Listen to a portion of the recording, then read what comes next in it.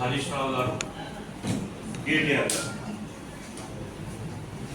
బనకచర్ల విషయంలో చర్చకు రాలేదని చెప్పి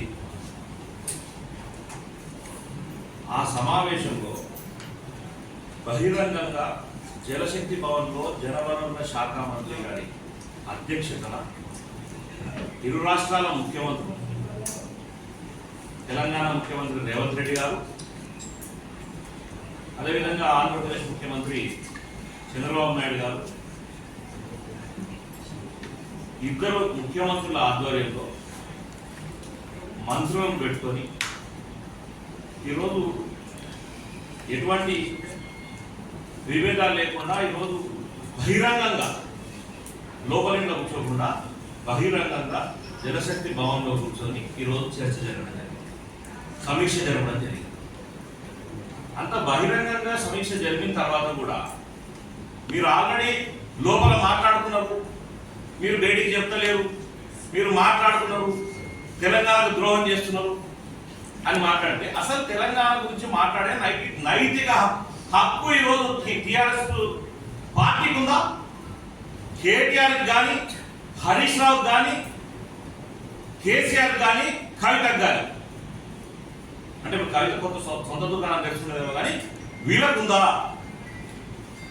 తెలంగాణ ఇచ్చింది కాంగ్రెస్ పార్టీ, తెలంగాణ తెచ్చింది కాంగ్రెస్ పార్టీ, తెలంగాణ కోసం అమరులైనది నిరుపేదల పిల్లలు, తెలంగాణ ఉద్యమకారులు. దాంట్లో మీ ఇంటికి సంబంధించింది ఏముంది? మీ పార్టీలో ఏ నాయకుడికి సంబంధించింది ఉంది? ఉద్యమకారులను మేము టికెట్ ఇచ్చినావా? ఎవరికన్నా ఇచ్చిన వాళ్ళు గెలిపించినావా? ఎంతమంది ఉన్నది?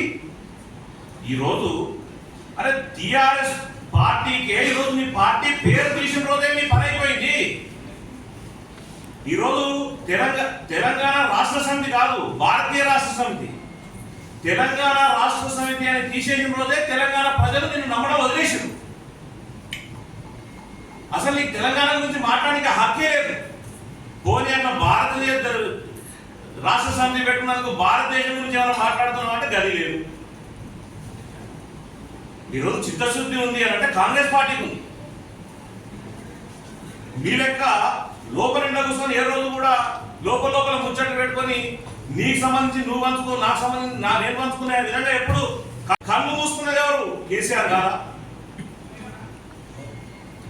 వాళ్ళని తీసుకొని వచ్చి జగన్మోహన్ రెడ్డి తెలంగాణకు వస్తే నాటుకోటి పులుసు పెట్టి నువ్వు మాట్లాడితే, నువ్వు ఆంధ్రప్రదేశ్కి వస్తే చేపల పులుసు పెట్టి వాళ్ళు మాట్లాడి, అరే పంచుకున్నది భ్రష్టు పట్టించింది, సర్వనాశనం చేసింది మీరు.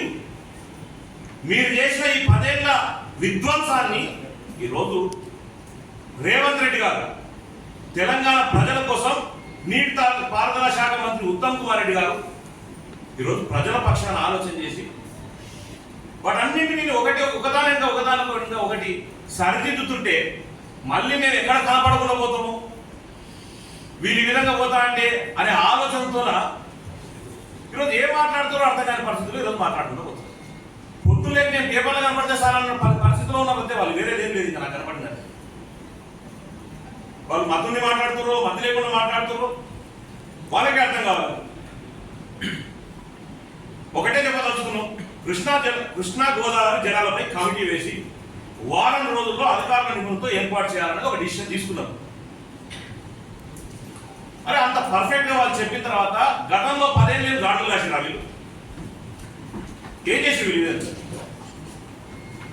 చేపల పులుసు తిన్నప్పుడు ఏం చేసావు? రోజా ఇంటికి పోతే చేపల పులుసు తింటే రాయలసీమ రతనాలసీమ చేస్తా అంటే కదా, మరి ఆ రోజు ఏం చేసినావు? ఎందుకు కమిటీ లేదే? ఆ రోజు నువ్వు కరెక్ట్గా చేసి ఈ రోజు ఇబ్బందులు లేకుంటున్నాయి కదా. పోనీ జగన్మోహన్ రెడ్డి నీ ఇంటికి తీసుకొచ్చి నాటుకోడి తినిపించినప్పుడైనా చెప్పాల్సిందే కదా లోపల కూర్చొని. మరి అది కూడా చేయలే. ఒక్కడైతే చెప్తున్నాం, తెలంగాణ గురించి మాట్లాడే నైతిక హక్కు టీఆర్ఎస్ నాయకులకు లేదు, కేసీఆర్ కేటీఆర్కు లేదు. ఒకవేళ ఆ విధంగా మాట్లాడాలనుకుంటే మొట్టమొదట బాబామర్దులు ఇద్దరు కలిసి వాళ్ళ మామతోనికి వాళ్ళ నాయనతోనికి పోయి కేసీఆర్ని తీసుకొని వచ్చి అమరవీరుల స్తూపం ముందు కూర్చోబెట్టి ముక్కు నేలకు రాసి నాది తప్పైందని అమరవీరుల ముందు చెప్పి తెలంగాణ రాష్ట్ర సమితిని మార్చినందుకు, తెలంగాణ అమరవీరులను మోసం చేసినందుకు ఈరోజు నాకు తగిన శాస్త్ర చర్యలు ముక్కు నేలకు రాసి ఆ తర్వాత మీరు తెలంగాణ గురించి మాట్లాడండి. మీకు నైతిక హక్కే లేదు మాట్లాడడానికి. భారతీయ రాష్ట్ర సమితి గురించి అసలు భారతదేశం గురించి మీరు మాట్లాడే దుకాణమే లేదు. కాబట్టి మీరు ఎంత తక్కువ దాని గురించి చర్చ జరిగితే మీకే మంచిది. గతంలో మీరు మాట్లాడేటివన్నీ కూడా మళ్ళీ మీకు చూపిస్తాం. మీకు కావాలంటే విజువల్ రూపంగా ఓ పవర్ పాయింట్ ప్రాజెక్ట్ పెడతాం. అందులో మీకే కాదు, మిమ్మల్ని మీరు కూడా రమ్మంటే రాండి. ఆల్రెడీ మా ముఖ్యమంత్రి గారు బహిరంగంగా చెప్పారు. అరే మాజీ ముఖ్యమంత్రి కల్వకుంట్ల చంద్రశేఖరరావు గారిని ప్రస్తుత శాసనసభ్యులు అదేవిధంగా అపోజిషన్ లీడర్ చంద్రశేఖరరావు గారిని బహిరంగంగా ఈరోజు మీరు ఒకవేళ అసెంబ్లీకి వచ్చి మీరు చర్చకు రండి, మీ సమాధానాలు ఏం కావాలన్నా మేము ఇవ్వడానికి సిద్ధంగా ఉన్నాం. మీకు రాకపోతే మీకు శాత కాకపోతే ఏం చేస్తాం? మేమెందుకు మీకు కేసీఆర్ అంత అవసరమా? మేమే చాలని కేటీఆర్ ఏమన్నా మాట్లాడతాడు. అసలు నీతో ఎవరు మాట్లాడతారు? నాకు అర్థం కాదు. ముఖ్యమంత్రి కాదు ఎమ్మెల్యేతో ఎందుకు మాట్లాడతారు? కేటీఆర్ ఎమ్మెల్యేతో ఏం మాట్లాడతారు? నీవే అంటావు కదా స్థాయి సరే, నీ స్థాయికి ఓ ఎమ్మెల్యేని పంపిస్తాం. మా ఎమ్మెల్యేని నీ స్థాయి అదే కదా. ఇప్పుడు ముఖ్యమంత్రితోనా మాజీ ముఖ్యమంత్రి గారు లేకపోతే సిఎల్పి లీడర్గా ఉన్నటువంటి దాదాపు 50,000 లక్షల జీతం తీసుకున్నటువంటి కేసీఆర్ గారు రమ్మని చెప్పండి, మాట్లాడతారు. ఒకవేళ మీకు అది శాత కాకపోతే కేసీఆర్కి భయం అయితే మేమే ఒక మార్క్ ఏదైతే అసెంబ్లీని ఏర్పాటు చేద్దాం, మీ దగ్గరనే ఏర్పాటు చేద్దామని మా ముఖ్యమంత్రి గారు బహిరంగంగా తెలియదు. ఇది మొగం సవాలు అయ్యి మొగం లెక్క మాట్లాడతాం. తెలంగాణ రాష్ట్రాన్ని ఏం మాట్లాడితే మీ బతుకు రోడ్డు మీదకి వస్తుందనే భయంతోనా ఈరోజు మీరు మాట్లాడతలేదు.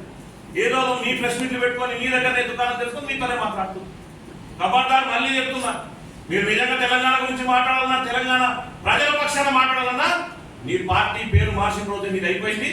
మీరు బరాబర్ మీ ముఖ్యమంత్రి, మీ మాజీ ముఖ్యమంత్రి ఎవరైతే కేసీఆర్ గారు ఉన్నారో, కేటీఆర్ గారు కానీ హరీష్ రావు గారు కానీ వెంటనే వారిని తీసుకొని వచ్చి అమరవీరులకు క్షమాపణ చెప్పి మీ పార్టీ పేరు తప్పు చేసి నేను భారతీయ జనతా పార్టీకి పోయినా కాబట్టి తెలంగాణ గురించి మాకు మాట్లాడే అనైతిక హక్కు లేదని చెప్పి ఆ తర్వాత ముక్కు నేరకరాది అప్పుడు మీరు మాట్లాడండి. లేకపోతే అసెంబ్లీకి వచ్చి మాట్లాడండి, లేకపోతే మీ దగ్గరికి వస్తాం మీ తన మాట్లాడండి. దీన్ని దేనికి శాతం కాదు. నోటికి వచ్చింది ఏదో మాట్లాడదాం, పొద్దునేసి పేపర్లో పడదాం, ఇది ఒక్కడే దుకాణం తెలుస్తున్నాం. కాబట్టి మళ్ళీ ఒకసారి హెచ్చరిస్తున్నాం. మరొకసారి మా ముఖ్యమంత్రి రేవంత్ రెడ్డి గారి నుంచి కానీ తప్పుడు మాటలు మాట్లాడితే ఎక్కడిదక్కడ అడ్డుకుంటాము.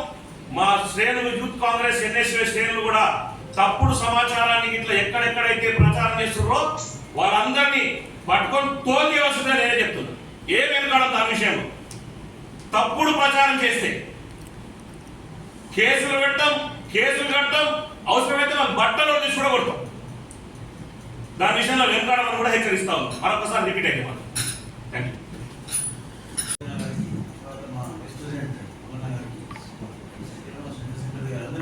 నమస్కారాలు.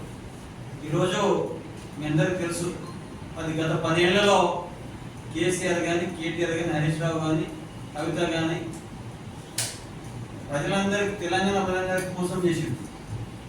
ఇల్లు కట్టిస్తాం, 3 ఎకరాల భూములు ఇస్తాం, పాత పాడకుండా ఈరోజు మేము కాంగ్రెస్ పార్టీ అధికారంలోకి వచ్చిన తర్వాత ప్రజాపాలన దృష్ట్యా ప్రజలందరూ దగ్గరగా ఉంటున్నాం. వీళ్ళందరం ఇలా గాంధీ భవన్ ప్రతి మంత్రి వస్తున్నామండి. అదేవిధంగా కలెక్టరేట్లో ప్రతిరోజు గ్రీవెన్స్ ఉంటుంది. ఆర్డీఓలు, సబ్ కలెక్టర్లు, ఎంఆర్ఓలు వీరందరూ కూడా ప్రజలకు దగ్గరగా ఉంటుంది. అది అక్కస్వేళ చూస్తామని ఇలా టీఆర్ఎస్ పార్టీ వాళ్ళు ఇలా కేసీఆర్ కేటీఆర్కు సబ్జెక్ట్ ఏం లేక వాళ్ళందరూ అధికారం కోల్పోయాక మధ్యస్థిమత పిచ్చోళ్ళు రోడ్డు తిరుగుతున్నారు. ఇంత ప్రజలకు ఒకసారి గ్రామాలకు చూడండి, గ్రామాల్లో ఉంటాం, గ్రౌండ్ లెవెల్లో రోజు ఉంటాం కాబట్టి మా అందరికి తెలుసు సమస్యలని. ఇలా ఇందిరమ్మ ఇండ్లు వచ్చినాయి, రేషన్ కార్డు వచ్చింది, సన్నబియ్యం వచ్చింది, ఆ తర్వాత రైతు భరోసా వచ్చింది, రుణమాఫీ వచ్చింది.